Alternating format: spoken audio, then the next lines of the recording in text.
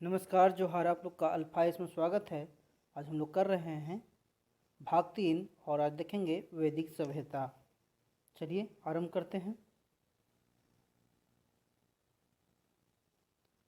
पहला प्रश्न है, आर्य शब्द इंगित करता है श्रेष्ठ वंश को। क्लासिकीय संस्कृति में आर्य शब्द का अर्थ है एक उत्तम व्यक्ति। सबसे पुराना वेद कौन सा है? तो ऋग्वेद सबसे पुराना वेद है। 4 वेद है, उसमें सबसे पुराना ऋग्वेद है। त्रयी नाम 3 वेदों को कहते हैं। त्रयी नाम जो है वो 3 वेदों के कौन कौन से वेद हैं? पहला है ऋग्वेद, यजुर्वेद और सामवेद। ये तीनों को त्रयी नाम से जाना जाता है या वेत्रयी या त्रयी कहा जाता है। किस वैदिक ग्रंथ में वर्ण शब्द का सर्वप्रथम उल्लेख मिलता है? तो ऋग्वेद में सर्वप्रथम वर्ण शब्द का उल्लेख मिला था। ठीक है। वर्ण व्यवस्था से संबंधित पुरुष सूक्त मूलतः पाया जाता है ऋग्वेद में। वर्ण व्यवस्था जो संबंधित है पुरुष सूक्त ही ऋग्वेद में ही पाया जाता है। 4 वेदों में से किस एक में जादुई, माया और वशीकरण का वर्णन है? 4 वेद है, उसमें से अथर्ववेद में जादू टोना सबका वर्णन है। ऋग्वेद में ऋचाएँ हैं 1028। ऋग्वेद में जो ऋचाएँ हैं वो 1028 है। ऋग्वेद है क्या है? स्रोतों का संकलन। स्रोतों का क्या है? संकलन है। कौन सा ब्राह्मण ग्रंथ ऋग्वेद से संबंधित है? तो तैत्तिरीय ब्राह्मण जो है ऋग्वेद से संबंधित है। बोल रहा है कौन सा ब्राह्मण ग्रंथ ऋग्वेद से संबंधित है? तैत्तिरीय ब्राह्मण जो है ऋग्वेद से संबंधित है। गोपथ ब्राह्मण संबंधित है अथर्ववेद से। गोपथ ब्राह्मण संबंधित है अथर्ववेद से। ऋग्वेद का कौन सा मंडल पूर्णतः सोम को समर्पित है? सोम देवता को समर्पित है ऋग्वेद का 9वां मंडल। ऋग्वेद में टोटल जो है कुल 10 मंडल है, उसमें से 9वां मंडल जो है सोम देवता को समर्पित है। 9वें मंडल में 114 सूक्त हैं जो सोम देवता को समर्पित है। यज्ञ संबंधी विधि विधानों का पता चलता है यजुर्वेद में। यज्ञ संबंधी विधि विधान का वर्णन है। किस वेद का संकलन ऋग्वेद पर आधारित है? तो सामवेद का जो संकलन है ऋग्वेद पर आधारित है। भारत के किस स्थल की खुदाई से लौह धातु के प्रचलन के प्राचीनतम प्रमाण मिले हैं? तो अंतरजी खेड़ा से मिला है।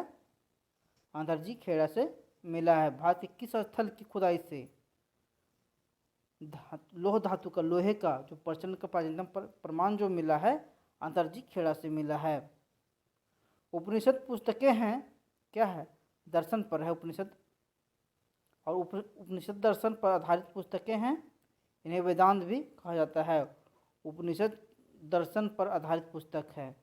क्या उपनिषद दर्शन है, दर्शन पर आधारित है, और इसे वेदांत भी कहा जाता है। उपनिषदों का मुख्य विषय है क्या है? दर्शन। किस वैदिक साहित्य में मोक्ष की चर्चा मिलती है? किस वैदिक साहित्य में मोक्ष की चर्चा मिलती है? तो उपनिषद में मिलता है। कौन से उपनिषद में? वेद में मोक्ष शब्द का प्रयोग नहीं हुआ। वेद जो पढ़ते हैं 4 वेद है, उसमें मोक्ष शब्द का कहीं उल्लेख नहीं किया गया है, लेकिन उपनिषद से मिलता है। तो उपनिषदों में प्रथम बार मोक्ष की चर्चा मिलती है। यह शब्द श्वेतांबर उपनिषद में पहली बार आया था। ठीक है, तो श्वेतांबर उपनिषद में पहली बार आया था। मोक्ष शब्द की प्राप्ति से हम लोग बोलते हैं ना, मोक्ष की प्राप्ति हो गया। नचिकेता आख्यान का उल्लेख मिलता है। तो नचिकेता का जो आख्यान का जो उल्लेख मिलता है कंठोपनिषद में मिलता है। और कंठोपनिषद में नचिकेता और अर्यम का दोनों का संवाद है। उपनिषद काल के राजा अश्वपति शासक थे कैकेयी के। वैदिक साहित्य का सही क्रम है वैदिक संहिताएं, ब्राह्मण, आरण्यक और उपनिषद। वैदिक साहित्य की जो सही क्रम है वैदिक संहिताएं, ब्राह्मण, आरण्यक और उपनिषद है।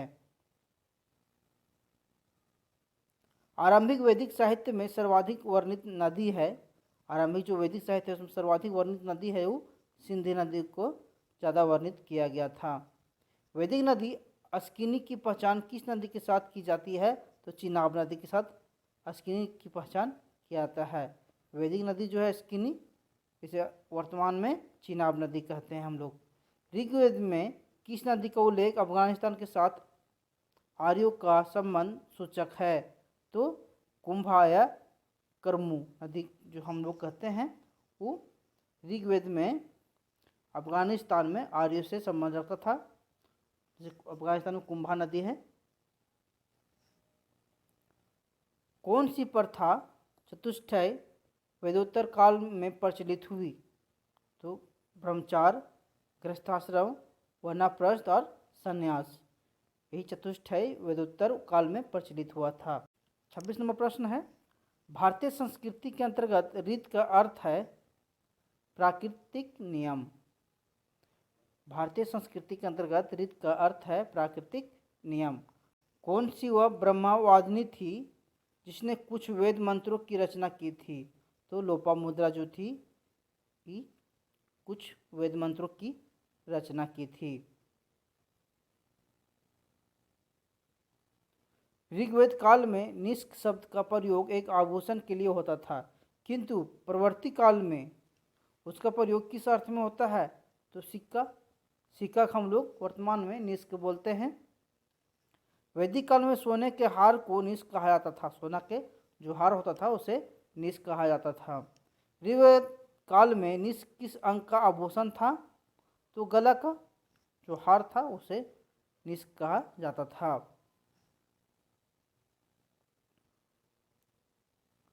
प्राचीन भारत में निशाका से जाने जाते थे स्वर्ण आभूषण।